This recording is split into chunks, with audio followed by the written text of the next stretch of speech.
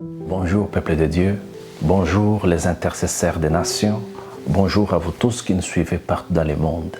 C'est votre frère Hugo en direct du Canada avec la famille des intercesseurs des nations.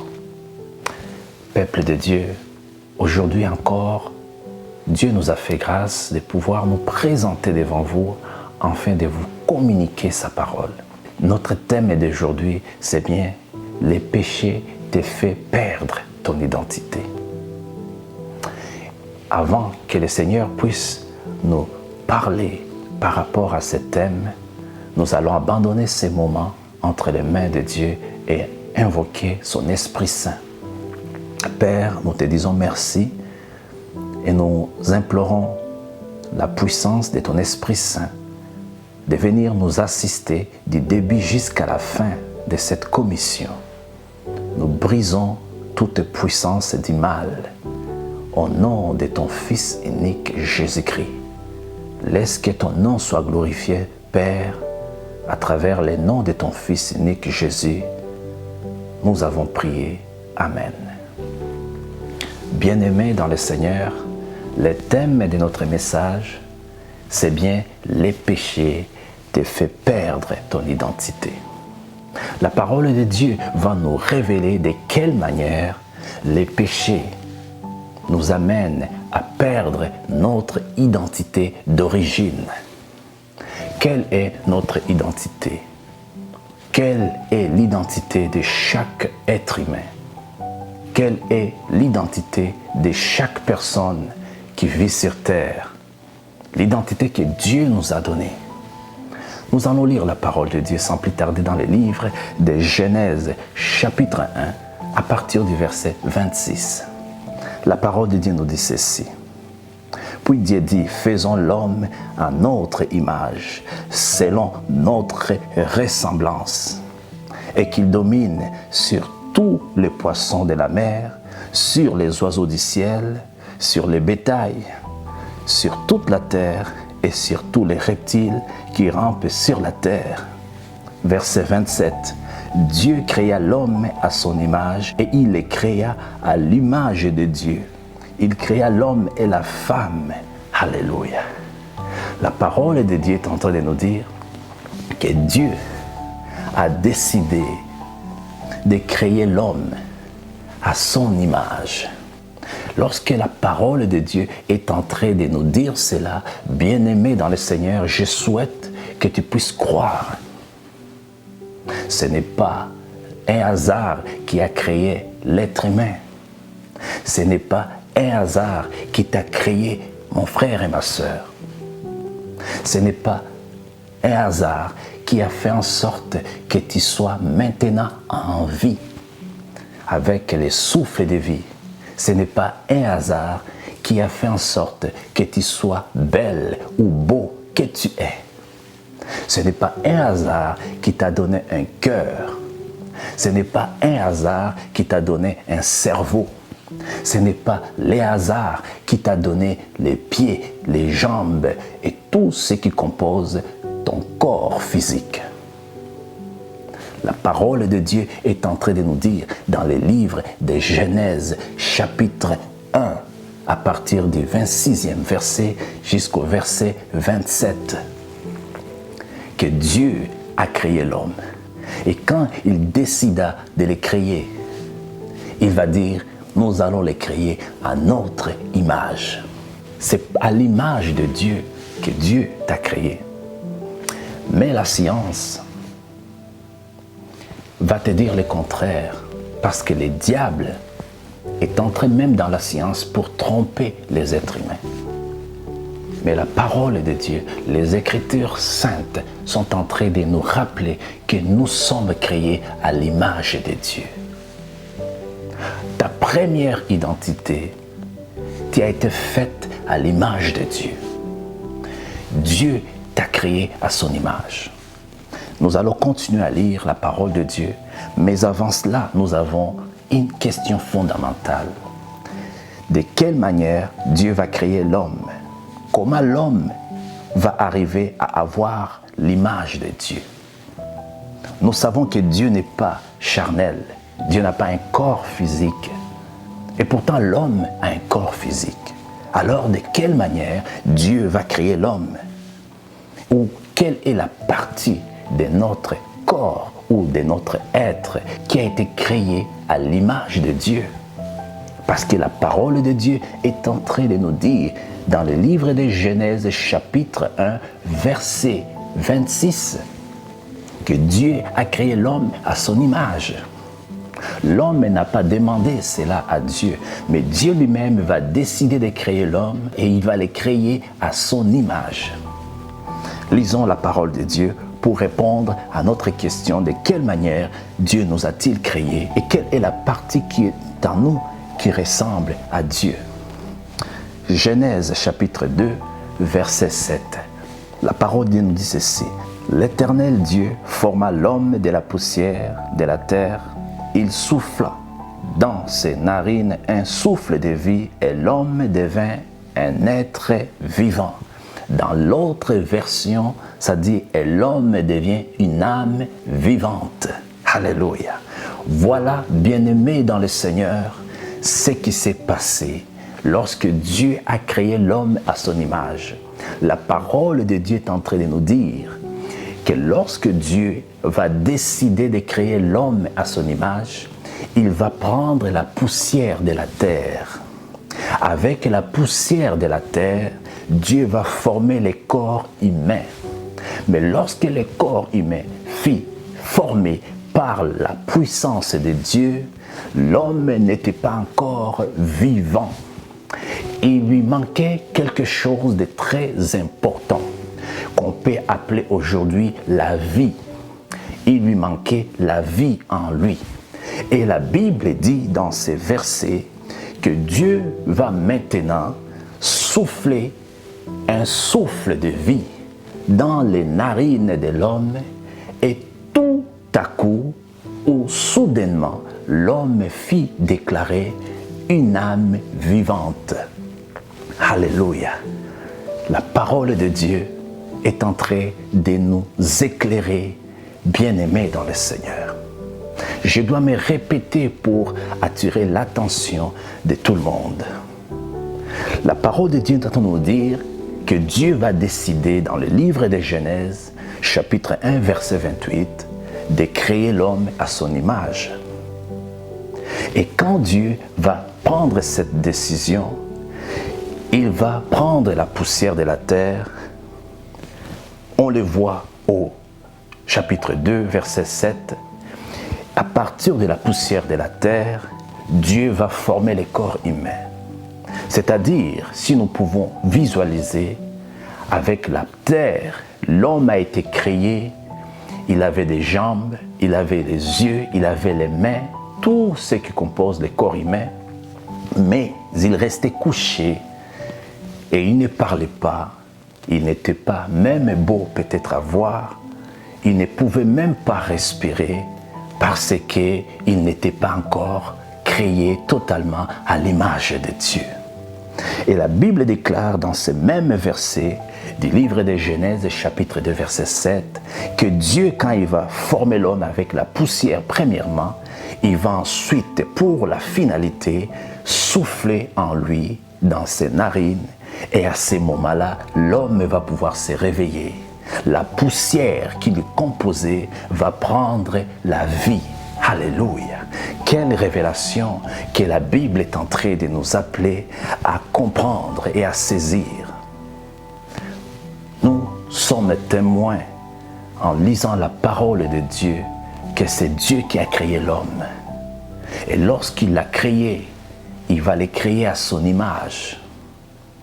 Mais l'homme, pour qu'il soit à l'image de Dieu, il a fallu que le souffle de Dieu quitte en lui et entre dans l'homme. Et là, nous commençons maintenant à comprendre ce qui est en nous qui ressemble à Dieu. C'est ce qui est sorti de Dieu et qui est venu en nous qui lui ressemble. Et ce qui est sorti de Dieu, qui est venu en nous, c'est ce qui nous a donné la vie. Et pourtant, avant que cela ne soit soufflé en nous, nous étions encore poussière. Nous étions encore une masse informe. Nous étions sans vie. Alléluia.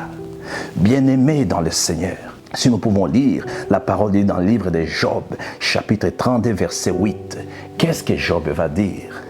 Mais en réalité, dans l'homme, c'est l'esprit, le souffle du Tout-Puissant qui donne l'intelligence. Dans d'autres versions, on dit le souffle du Dieu Tout-Puissant qui donne la vie. En réalité, dans l'homme, cela veut dire ce que l'homme est réellement, c'est l'esprit, c'est le souffle que Dieu a mis à lui. Et c'est ce souffle-là qui donne l'intelligence.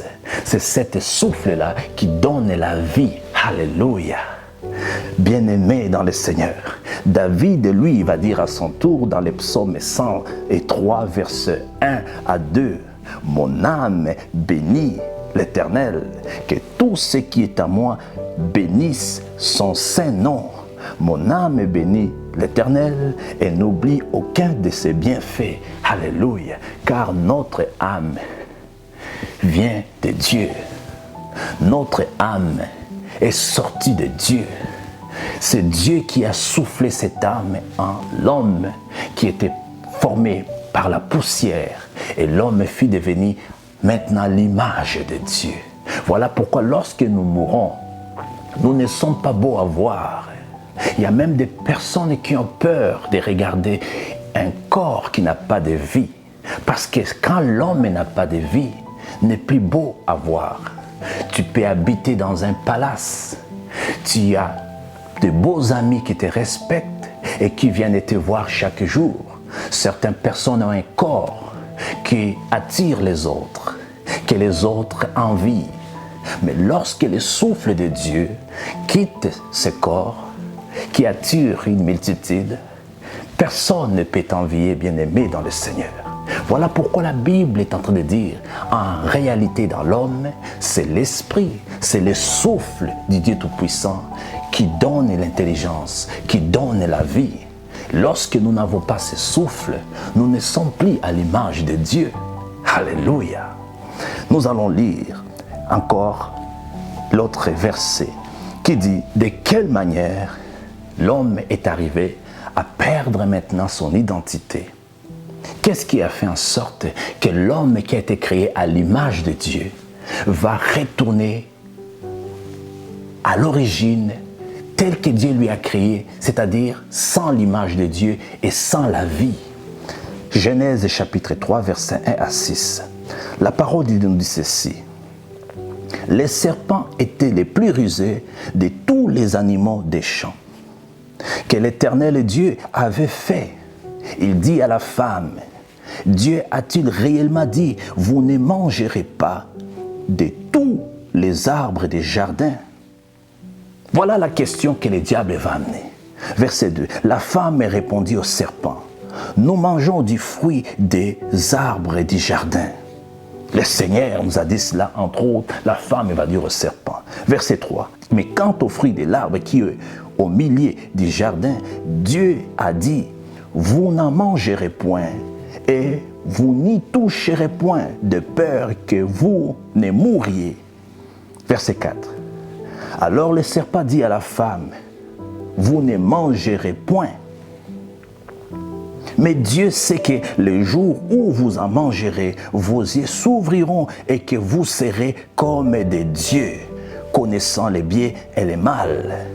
Verset 6. La femme vit que l'arbre était bon à manger et agréable à la vie, et qu'il était précieux pour ouvrir l'intelligence. Elle prit de son fruit et en mangeant et en donnant à son mari qui était auprès d'elle, et il en mangeant. Alléluia. La parole de Dieu est en train de nous montrer la manière dont l'homme a commencé à perdre son identité.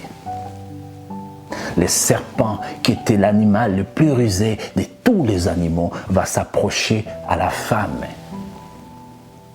et commencer à lui dire des mensonges. Bien-aimé dans le Seigneur, le diable ne veut aucunement que l'homme puisse garder l'identité que Dieu lui a donnée. Et il sait aussi par quel moyen l'homme peut arriver à changer son identité que Dieu lui a donnée. C'est en venant lui tromper, en lui disant le contraire de ce que Dieu a dit à l'homme.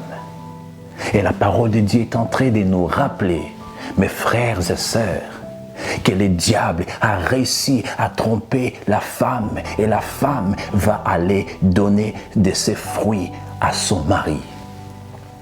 Mais qu'est-ce qui va se passer lorsqu'ils ont mangé les fruits que Dieu leur avait interdit de manger? Qu'est-ce qui va se passer lorsque le diable est venu les dire les mensonges?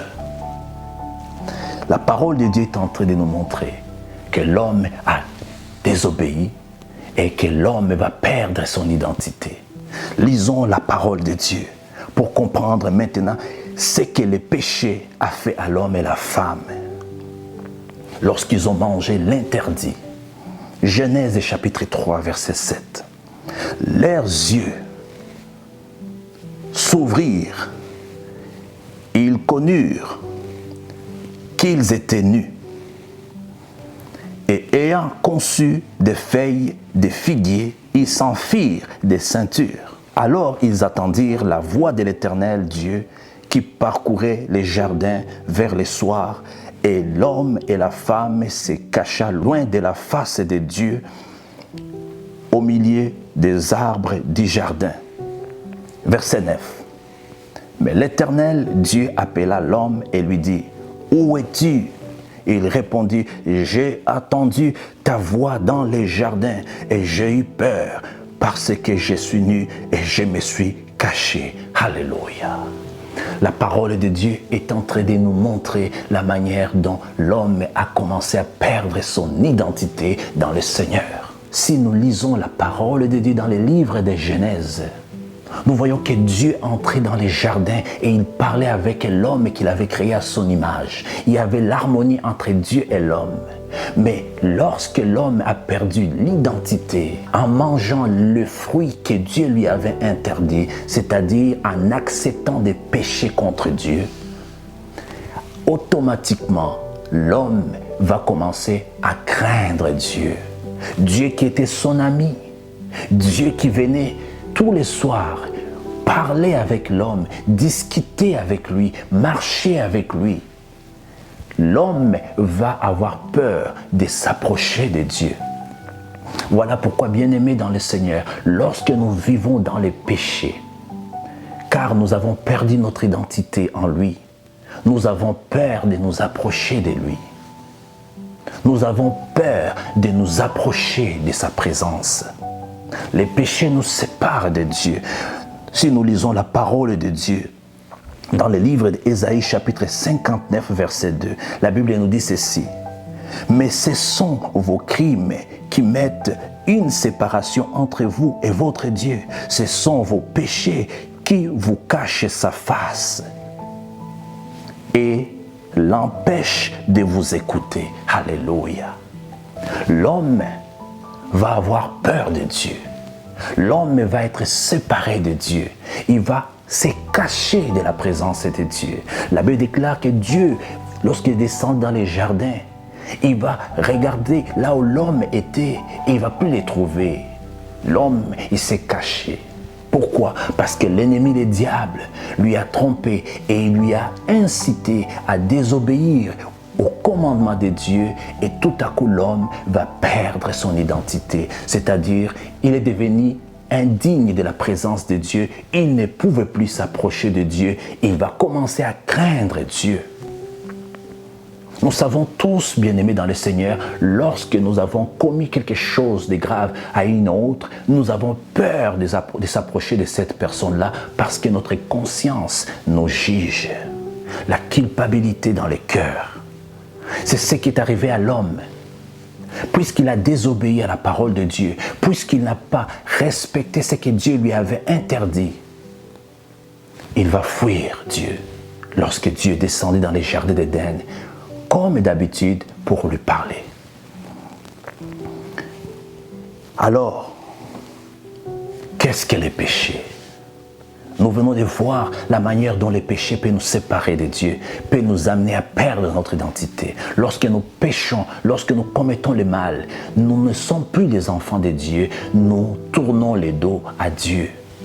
Et si nous pouvons lire maintenant quelques écritures de la parole de Dieu pour aller voir la manière dont l'homme est parvenu à perdre son identité, nous pouvons les voir dans le livre de Genèse chapitre 3 à partir du 19e verset. Et la parole de Dieu nous dit ceci: « C'est de la sueur de ton visage que tu mangeras du pain, et c'est jusqu'à c'est que tu retourneras à la poussière, puisque c'est d'elle que tu as été tiré. Oui, tu es poussière et tu retourneras à la poussière. » Alléluia. Nous comprenons maintenant, bien-aimés dans le Seigneur, la manière dont les péchés a fait perdre l'homme et son identité. Lorsque nous avons lu dans le livre de Genèse, chapitre 1, verset 26, nous avons compris que Dieu a commencé par créer l'homme à son image. Et Genèse chapitre 2 verset 7, la parole déclare que Dieu va prendre la poussière pour former l'homme. Et dans le livre de Genèse, chapitre 3 verset 19, la Bible nous montre que l'homme va perdre son identité. Il va retourner poussière. Il va retourner à l'origine. Il va retourner comme il a été avant. Et pourtant, il y avait déjà de la vie en lui. Et dans le chapitre 3, verset 19, l'homme perd son identité. L'homme retourne poussière. Le souffle de vie est ôté en lui. Alléluia. Bien-aimé dans le Seigneur, ne perds pas ton identité. Nous venons de comprendre par la parole de Dieu que le péché peut nous amener à perdre notre identité. Pour finir, nous allons lire la parole de Dieu pour comprendre exactement qu'est-ce que le péché. De quelle manière l'homme perçoit le péché. C'est quoi la perception du péché à nous les hommes, au regard de nous les humains? Lisons la parole dans le livre des Proverbes, chapitre 23, versets 31 à 35.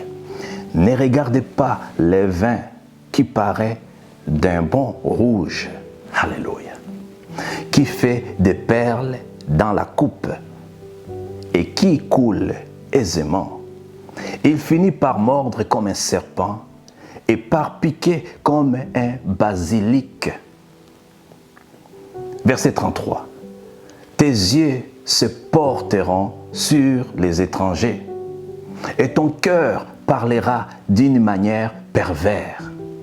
Tu seras comme un homme couché au milieu de la mer, comme un homme couché sur le sommeil des mâts. On m'a frappé, je n'ai point de mal. On m'a battu, je ne sens rien. Quand me réveillerai-je? J'en vais encore. » Alléluia. Bien-aimés dans le Seigneur, voilà ce que la Bible est en train de nous montrer, la manière dont l'homme perçoit le péché. Dans les livres de sagesse, la parole de Dieu est en train de nous montrer que l'homme perçoit le péché comme le vin. Le péché, c'est comme quelque chose de joli. N'est-ce pas, bien-aimé dans le Seigneur, lorsque tu es animé par les sentiments étrangers, ces sentiments qui viennent t'envoûter pour t'amener à faire quelque chose de pas correct. Peut-être tu es excité à forniquer.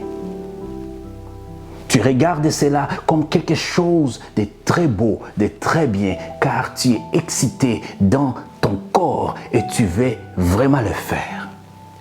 La parole est en train de nous montrer que lorsque nous sommes animés par cet esprit des ténèbres, l'homme parvient à regarder le péché comme un vin rouge qui fait des perles.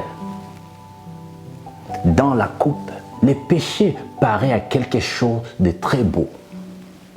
Voilà pourquoi Billy Graham va dire, le péché, c'est d'abord l'excitation. Tu es excité et tu te plonges, tu te laisses emporter et tu pêches. Par la suite, il y a le mal, la culpabilité. Tu te sens qu'il y a quelque chose encore qui te manque. Et ensuite, ça commence à te tuer. C'est ce que la parole de Dieu est en train de nous dire dans le livre des Proverbes. L'homme regarde les péchés de la même manière qu'il regarde un bon vin rouge. Mais par la suite, regarde maintenant ce qui suit. Mais il finit par mordre. Le péché finit par mordre l'homme, par tuer l'homme. De quelle manière? Comme un serpent véminé, un serpent qui a du poison. Le péché amène du poison dans l'homme. Le péché vient tuer l'âme de l'homme, vient changer son identité. Mais la Bible dit dans le livre des Proverbes, il vient nous piquer comme un serpent basilic. Au verset 33, lorsque nous sommes piqués par le péché, qu'est-ce qui va se passer? Nos yeux se portent maintenant sur des choses étrangères. N'est-ce pas, bien-aimés dans le Seigneur? Lorsque nous, les enfants de Dieu, nous désobéissons à la parole de Dieu, parce que le péché nous a attirés. Ça peut être la fornication. Mais demain, tu te trouves maintenant, tu commences à vivre dans l'adultère totalement. Tu commences à porter tes regards sur des choses étrangères. Les choses étrangères sont des choses qui ne sont pas de Dieu, qui ne sont pas pour les enfants de Dieu. La Bible déclare ces choses-là des choses étrangères. Et par la suite, lorsque nos yeux se portent sur des choses étrangères, la Bible déclare encore, et ton cœur parlera d'une manière perverse. Tu commences même à changer ta façon de parler. Le péché, il nous transforme graduellement, progressivement. Il transforme même ta façon de parler, ta façon de voir. Combien de personnes autrefois avaient la crainte de Dieu, mais une fois qu'ils ont désobéi, une seule fois, ils ont désobéi. Et par la suite, ils commencent à changer. Ils deviennent maintenant dans beaucoup de choses qui ne glorifient pas Dieu. Et pourtant, ils ont commencé à une seule chose seulement.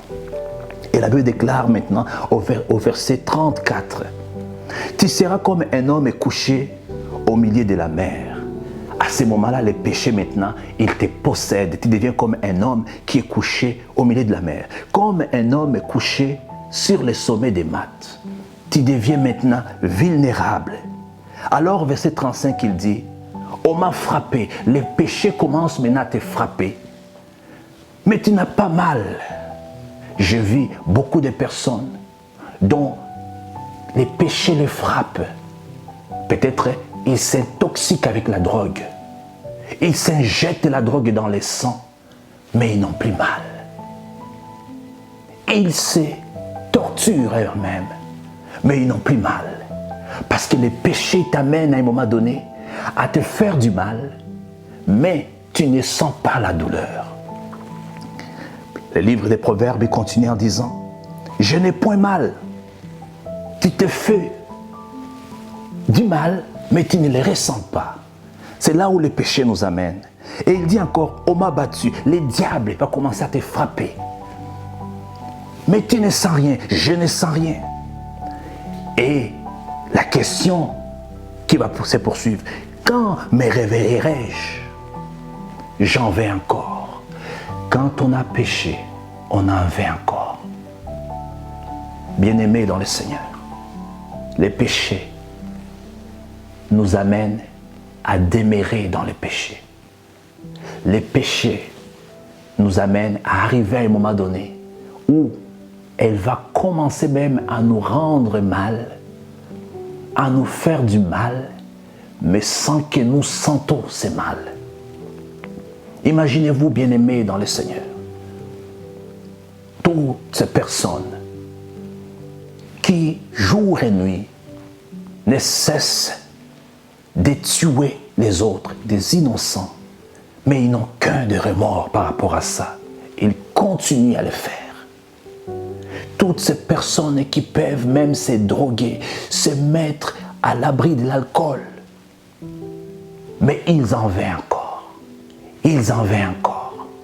Tu prends de la drogue, mais ce n'est pas assez. Tu as pris une dose, ce n'est pas assez. Tu as pris 2 doses, ce n'est pas assez. Voilà ce que la Bible est en train de nous dire dans le livre des Proverbes, chapitre 23, versets 31 à 35. Je vais les lire pour conclure.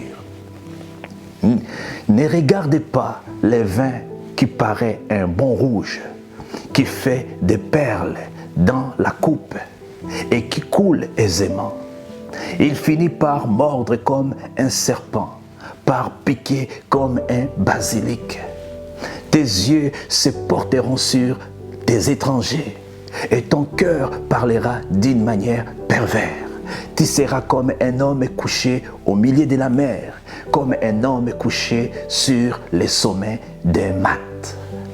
On m'a frappé, je n'ai point mal. On m'a battu, je ne sens rien. Quand me réveillerai-je, j'en vais encore. Alléluia. Bien-aimés dans le Seigneur, voilà ce qu'est le péché. Voilà comment le péché apparaît à l'homme. Elle apparaît comme quelque chose de bien, mais elle vient pour nous tuer. Et lorsqu'elle nous saisit, on en veut encore. Elle nous fait du mal, mais on en veut encore. Quand je vais me réveiller, je vais encore. Je vais encore. Ici, la famille des intercesseurs des nations vous invite, bien-aimés dans le Seigneur, à faire cette prière pour vous et pour votre prochain. Demande au Seigneur de garder ton identité. Cette identité que Dieu t'a donnée lorsqu'il t'a créé.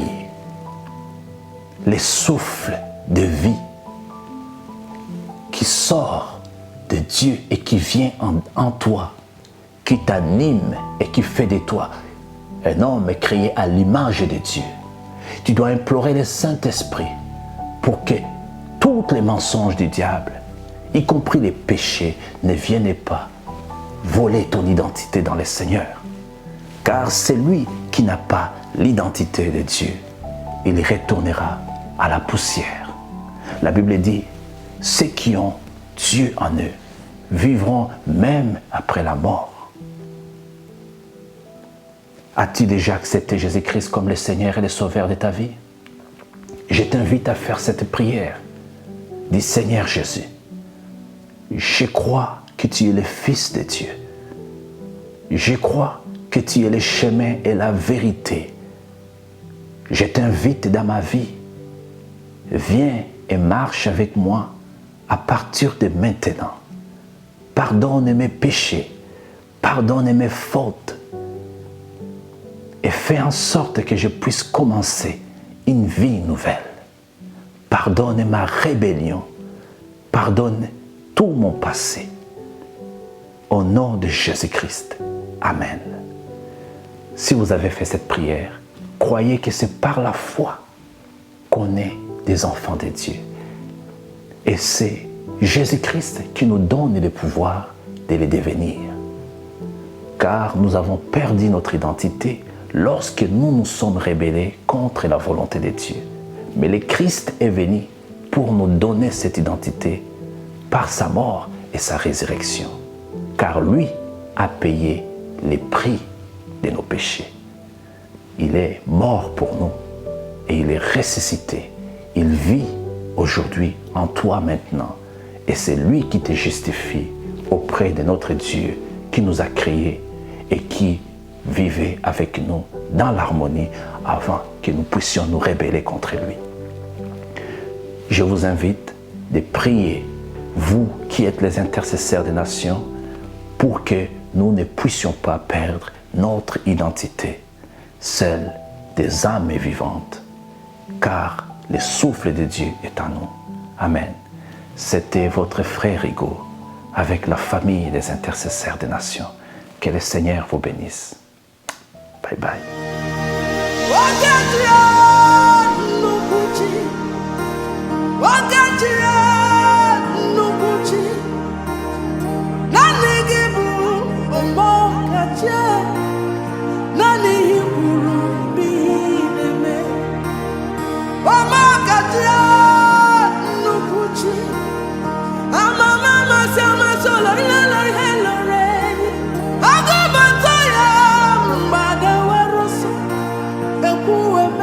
So